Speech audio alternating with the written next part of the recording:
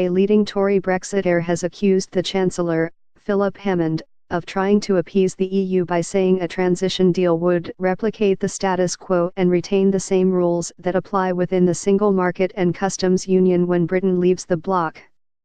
David Jones, a former Brexit minister and board member of the Leave Means Leave campaign, said, "It's quite clear the Chancellor has had no prior discussion with his cabinet colleagues before showing his readiness to appease Brussels. I can only hope that the Prime Minister will once again overrule her Chancellor and make clear that Brussels's demands are anathema to the UK." Hammond's comments have infuriated Conservative hardliners. The party's former leader Ian Duncan-Smith accused him of undermining Theresa May, and Jacob Rees-Mogg said the UK would be reduced to the status of a colony if it failed to reject the EU's guidelines for the deal.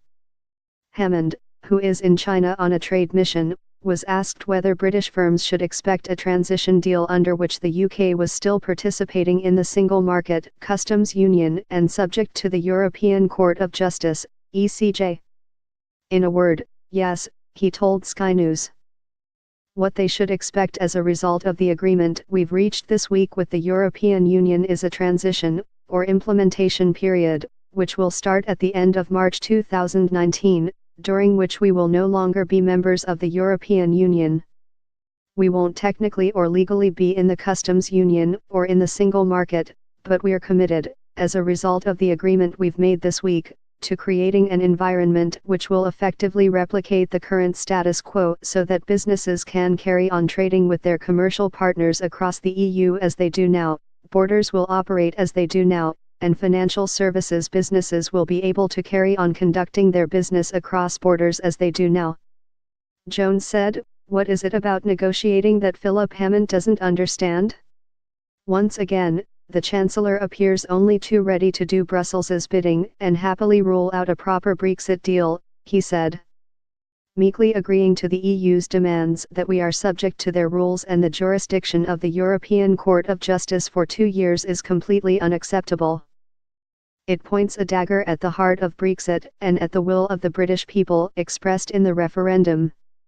The Brexit Cabinet Subcommittee meets on Monday ahead of a full Cabinet meeting on Tuesday, and Jones urged Boris Johnson and Michael Gove to rein in the Chancellor and get him to abandon his bid to derail Brexit once and for all.